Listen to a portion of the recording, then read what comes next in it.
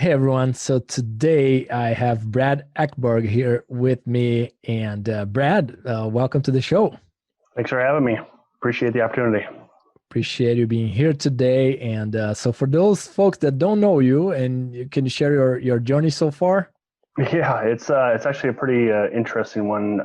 So my mom worked at a vet clinic when I was in high school, got me into a sow farm, needed to kind of get a job, and worked on sow farms in southern Minnesota until I graduated, and then moved over to 𝘨𝘗𝘆 once I graduated, and worked on sow farms, two sow farms in southern Minnesota for in total about 7 years. Managed a sow farm, so basically everything on the sow farm I've pretty much done. And then after that, I went to work for Holden Farms up in Northfield, Minnesota, where I worked on the grow finish side. Did some research with them as well, but marking pigs, day-to-day operations is kind of what some of my responsibilities were there. When I was at Holden's, I really liked the numbers, and then was introduced to 𝘨𝑒𝑡�farms back in 2014, and I've been with them since then. Do some analytics, obviously, and I also do some sales, a little bit of this, a little bit of that. So super cool. So today we're going to focus on Nursery and the benchmarking report, right? That you've worked on. What's the highlights, high level insights there from the Nursery? Yeah, I mean, so obviously a lot of people like to focus in on mortality, so when we first started really digging into the numbers, it was why are we having higher mortalities, from year to year, or from a month to month perspective. And there's a lot of different reasons, from a health, from a management standpoint, from a nutritional standpoint, ventilation, and just kind of wanted to focus a little bit, let's just say, from a PRRS standpoint. And what's kind of important to know is that the PRRS season usually happens in that fall season, right around in that October, November timeframe. And what's important to know is that those nursery groups aren't going to start closing out, and you're not going to see those close out from a benchmarking, whether it's internally or externally, until that January, February timeframe. So when you look at the numbers, it's just kind of important to know from a PRRS standpoint, those groups aren't going to close out until that Q1 of the following year.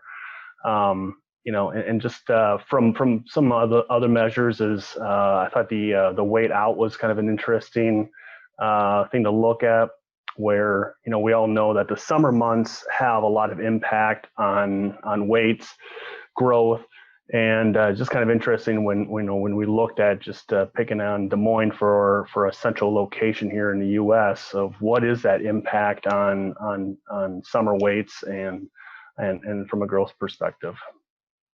Very good. And just to get some rough numbers for folks that are listening. So mortality, so what's that ballpark number for mortality that you are seeing?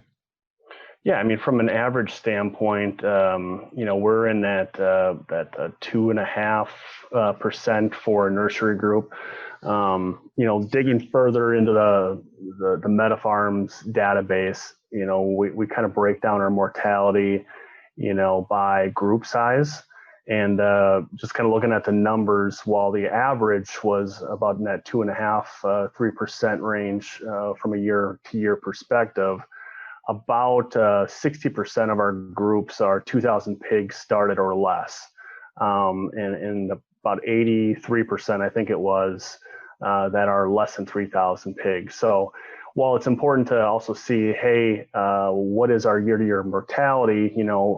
Being a number guy myself, I like to dig in further and say, is there some sort of trend from a size of groups? Are larger groups getting hit harder with mortality, or are the smaller groups? So interesting. And something that I've noticed in talking to folks over the years is that sometimes you may go back 10 or 15 years and body weight was at the end of the nursery was almost better than today. And at least the way we looked at it was that because of genetic selection and selecting for a leaner, high efficient pig at a heavier market weight every year, that I'll use a fancy term here, sigmoidal function of growth is pushed forward. So it's super interesting to look that sometimes we see in nutrition studies, the first week of after weaning, these pigs don't seem to grow very well, but they also don't seem to die super easy either compared to 10, 15 years ago. Does any of that ring a bell, or what's been your take on that? Yeah, so obviously coming from a production side myself, dealing with a lot of nursery pigs, I definitely would echo that. From a MetaFarms database, we would say the same thing where, looking deeper into what age and feed are these pigs dying, it is in that 2 to 4 range is where we have about, I think it was 45% of the deads that are dying. And you might say, well, that's a high number, but if you look and you consider a typical nursery turn is 6 or 7 weeks, half the time, in 3 weeks, we have half the pigs roughly that are dying. So they're really kind of spread out throughout. And I think some of that has to do with, producers out there, they want to try to, keep the pigs alive. They'll try to restart those pigs and keep them alive as long as they absolutely can. And I think that's where, when you look and say, well, when are they dying throughout a group, it's really spread out throughout the group. Very good.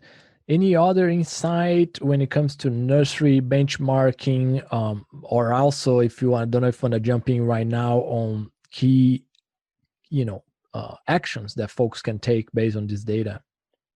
Yeah, I guess just from a mortality standpoint, just some of the different things, I guess, piggybacking on your last comment about what can people do, looking at mortality is, obviously, sow farm health is king, right? A healthy pig coming out, the pig's got a great opportunity to survive.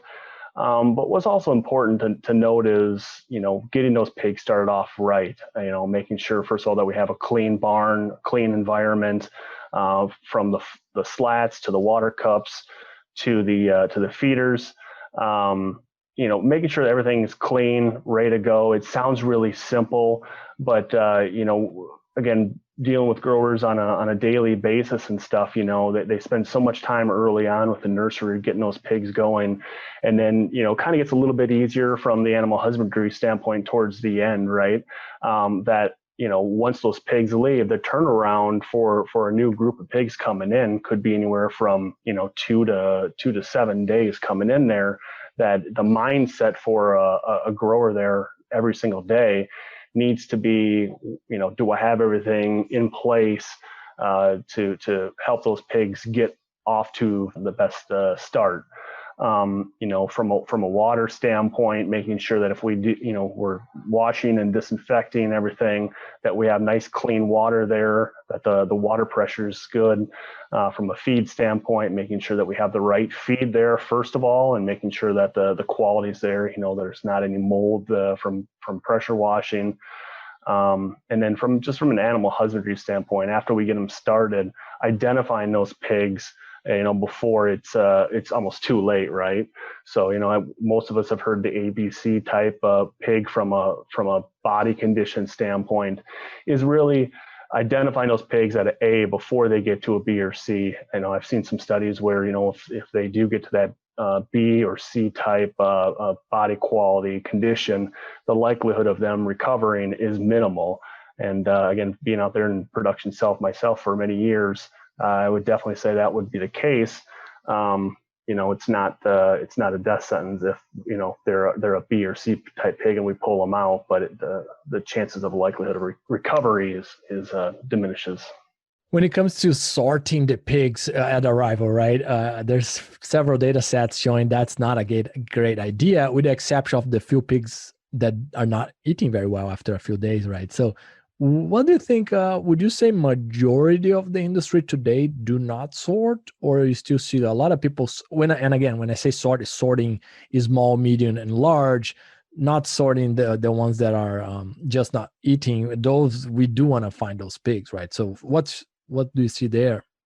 Yeah, I would definitely say that a lot of customers that I work with from the MetaFarm side are not sorting on size. It like you said, they're going to pull out the bottom, let's say 5 to 8% of the bottom end type pigs that maybe have health or body condition issues, but definitely not from a size standpoint coming into the nursery. So kind of just gate cutting them, putting the right number of pigs per pen, and then evaluating them after that. I love it. Super cool. Well, anything else on nursery benchmarking here, Brad, before we wrap up? Just a couple comments is, the nursery phase is kind of like a transition, right? Where for a pig's life, where, they've got mom in the sow farm. And when they get into that nursery part is really understanding that, the sow tells her piglets it's time to eat, right? She grunts at them, tells them it's time to eat. All of a sudden they come to, basically a hotel, and it's, now what do I do? And it is a little monkey see, monkey do within the pig population of it's time to go eat, it's time to go drink. But sometimes they need a little bit of help, make sure the feeders aren't too tight so that the pigs have easy access to the feed, make sure that we have, the water that's available. A lot of times we would, push the water nipple so that the cup is nice and full of water so that the pigs know where it's at, let them play around a little bit, make life a little bit easier for them, making sure that, we have the right number of pigs per pen so that we're not overpopulating, and just, the more chance you give for the pigs to survive and thrive.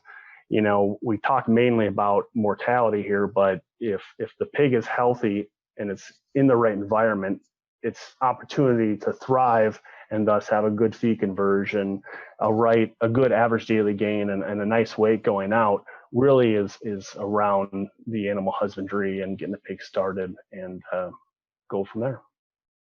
Super cool. Thanks, Brad. So for those that are not familiar, this is a series of podcasts we have along the benchmarking side of things, and National Pork Board has been funding this project along with 𝘨𝘱 Farms. So thanks so much, Brad, and we'll see you soon. Thank you. Appreciate it. Imagine if, with a few key concepts, you could have the potential to create a massive positive impact by bringing from hundreds of thousands to millions of dollars for swine producers. Join us on this small group and go to the next level of swine nutrition on this 7-week-long elite online training in applied swine nutrition and feeding by myself and my world-class invited speakers. Additionally, you enjoy an exclusive community to exchange ideas. Go now to www.eliteswinenutritionist.com.